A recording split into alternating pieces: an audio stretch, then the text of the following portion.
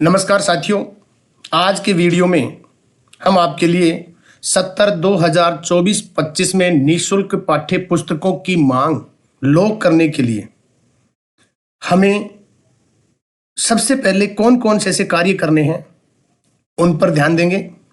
पहला कार्य हमारा विद्यार्थियों के लिए प्रपत्र 9 भरना अनिवार्य होगा। उसके बाद प्रपत्र 7 व 7A, उसके बाद हमें स्टॉक एंट्री और पुस्तकों का चयन। अर्थात इस कार्य को करने के लिए हम इसको 4 भागों में विभाजित कर रहे हैं। पहला जो कार्य होगा हमारा, वो विद्यालय के जो विद्यार्थी हैं उनके लिए जो प्रपत्र 9 है उनकी पूर्ति करना अनिवार्य है, क्योंकि शाला दर्पण पर FTB या स्कीम योजना के अनुसार केवल वही विद्यार्थी पात्र होते हैं जिनमें कक्षा 1 से 8 तक के समस्त छात्र एवं छात्राएं तथा कक्षा 9 से 12 की समस्त छात्राएं, परंतु बॉयज स्टूडेंट जो हमारे मेल स्टूडेंट होते हैं वे कक्षा 9 से 12 के वे ही पात्र होते हैं जिनके माता पिता इनकम टैक्स पेयर नहीं है, अर्थात आयकर नहीं देते हैं। इस प्रकार के विद्यार्थियों की पूर्ति के लिए हमें कक्षा 1 से 12 के समस्त विद्यार्थियों का ही प्रपत्र 9 पूरा करना चाहिए। प्रपत्र 9 पूरा करने के लिए हम प्रपत्र 9 को खोलेंगे, क्लास का सिलेक्शन करेंगे। उसके बाद जैसे हमने सिलेक्शन वगैरह सब कंप्लीट करने के बाद गो पे गए, प्रत्येक विद्यार्थी को हम यहाँ से खोलेंगे।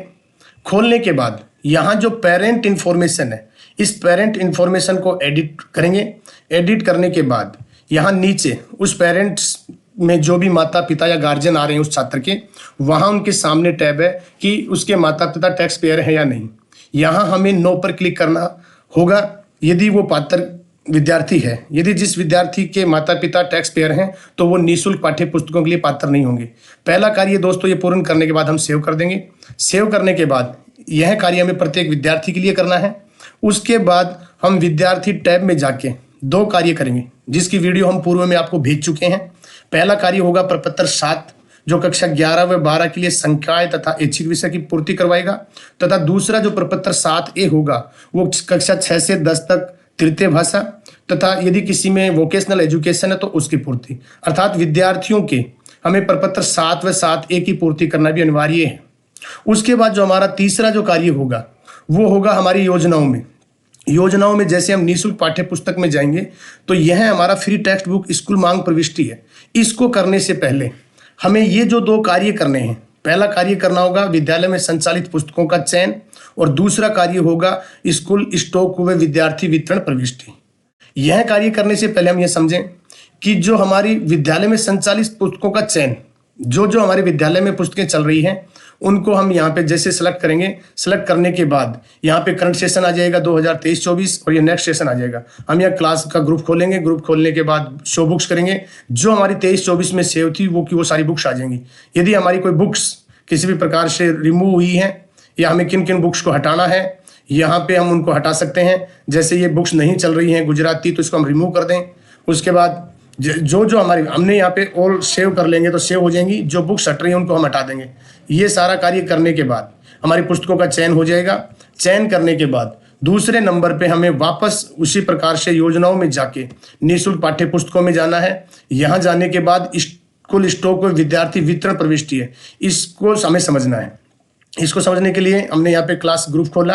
क्लास ग्रुप खोलने के बाद यहाँ पे गो पे गए। जाने के बाद दोस्तों इसमें जो टैब है A1, B1, C1 और इसी प्रकार से F1, यहाँ जो टैब दिया जाएगा कि जो पहला A1 जो टैब होता है कि हमें नोडल से कितनी पुस्तकें मिली, ये जो हमारा स्कूल स्टॉक होगा ये सारा 2023-24 के लिए होगा। इसमें ये 3 प्रकार की हमारी इनकम ऑफ बुक्स हैं। चौथा जो प्रकार है कि हमने वापस नोडल को कितनी लौटाई है, उसकी एंट्री करने के बाद यहाँ पे हमारे पास से जो कुल पुस्तकें वो आ जाएंगी। फिर हमने से उसमें से नई पुस्तकों को वितरित कितना कर दिया और वो करने के बाद उसकी एंट्री सेव कर देंगे। इसी प्रकार हमें प्रत्येक कक्षा के प्रत्येक विषय की जितनी भी पुस्तकें हैं उनको स्टॉक में मिला के और उनको सेव करना है। ये कार्य करने के बाद हमें दोस्तों आकलन के आधार को समझना है। यह हमारे लिए इंपॉर्टेंट इसलिए है क्योंकि हम जब शुद्ध मांग की जांच करेंगे, देखेंगे, उससे पहले आकलन का आधार देखेंगे कि कक्षा 3 से 10 तथा कक्षा 12 यानी यहाँ पे कक्षा 1, 2 व 11 को छोड़ते हुए जो कक्षाएं हमारी 2024-25 के लिए तैयार होंगी उनकी जो मांग करनी है, इनके लिए जो 2023-24 में नामांकन है, जो आज कक्षा 3 का है वो अगले सत्र में कक्षा 4 का हो जाएगा। यह मानते हुए उनकी डिमांड जनरेट होगी। तथा कक्षा 1 व 2 में जो डिमांड जनरेट होगी वो 2022-23 के नामांकन के अनुसार होगी। परंतु कक्षा 11 के लिए जो हमारा मांग जनरेट होना है वो वर्तमान सत्र में जो हमारे पास कक्षा 11 के विद्यार्थी हैं उतने ही विद्यार्थियों की संख्या अगले सत्र में मानते हुए की जाएगी। यह तो हो गई हमारी जनरेट मांग करने का तरीका। परंतु हमारे पास पुस्तकों की संख्या कितनी है और कितनी आएगी उसको समझने के लिए कक्षा 1 से 3 तक समस्त विद्यार्थियों को नई पुस्तकें वितरित की जानी होती हैं। नई पुस्तकों का तात्पर्य नोडल से प्राप्त होना तथा जो वर्तमान सत्र में हमारे पास अवितरित पुस्तकें हैं उन दोनों को जोड़ते हुए माना जाएगा। यदि हमारे पास कक्षा 4 से 12 की बात करें हम, तो वर्तमान सत्र में जिन विद्यार्थियों को हमने पुस्तकें वितरित कर दी उनका 50% हम अगले सत्र के लिए मानेंगे और 50% भी उन्हीं पुस्तकों का मानेंगे जो वर्तमान सत्र में संचालित हैं और अगले सत्र में भी रहेंगी, चाहे वो अवितरित हो, चाहे वो पुस्तकें हमारे पास विद्यार्थियों को लौटाने से आए। यदि कोई पुस्तक वर्तमान सत्र में चल रही है अगले सत्र में नहीं चलेगी तो वहां पे जो नामांकन का जो हमने अभी आपको बताया था आकलन वो ही मानते हुए नई पुस्तकें आएंगी। तो इसमें कक्षा 1 से 12 तक जो पूर्व में अवितरित है वो तो नई ही मानी जाएंगी, लेकिन उसकी शर्त यह रहेगी कि वो पुस्तक इस सत्र में भी चल रही है और अगले सत्र में भी चले।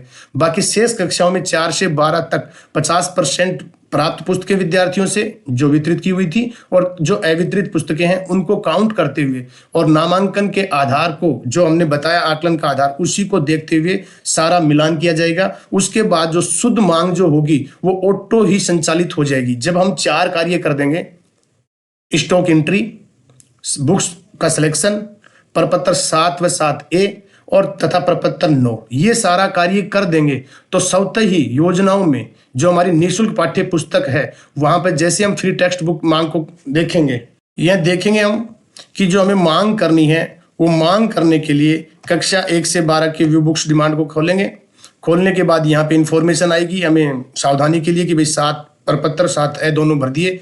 भरने के बाद हम यहाँ इसको क्लोज करके जैसे यहाँ चेक करेंगे जो हमारा मूल उद्देश्य शुद्ध मांग का इसको हम ध्यान से देखेंगे जो हमने आकलन का तरीका बताया है। और ये अनुमानित नामांकन हमारा 6 क्यों आ रहा है, क्योंकि हमने सत्र 2023-24 को पीछे की मांग को देखते हुए और इस प्रकार से कक्षा 1 व 2 में हमारा नामांकन नहीं है तो जो कक्षा फर्स्ट है उसको रिफ्रेश नामांकन माना गया। इसी प्रकार से हम सब भी जो कक्षाएं हैं उनका यहाँ पे चेक करेंगे कि पूर्व में जैसे यहाँ पे लेट्स लर्न है उसको अनुमानित नामांकन कक्षा 4 में 20 इसलिए माना गया है कि गत सत्र कक्षा 3 में वर्तमान सत्र 2023-24 में हमारा नामांकन कक्षा 3 का 20 है तो 2024-25 के लिए यहाँ पे वो कक्षा 4 में शो होगा और कुल मांग भी हमारी यहाँ 20। तो दोस्तों हम यहाँ देख लेंगे कि हमारा वर्तमान नामांकन जो आया है 2024-25 के लिए किस कक्षा के अनुसार आया है और अगले सत्र में हमारी मांग कितनी होगी और उसके बाद अवितरित पुस्तकें हमारी कितनी होंगी और शुद्ध मांग हमारी कितनी होगी। आज के वीडियो में दोस्त इतना ही।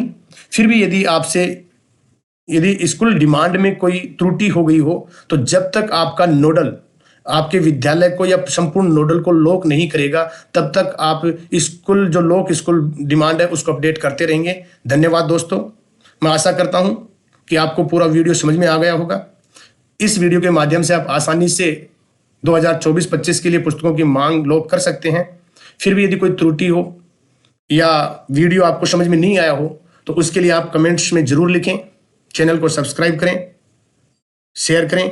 Thank you.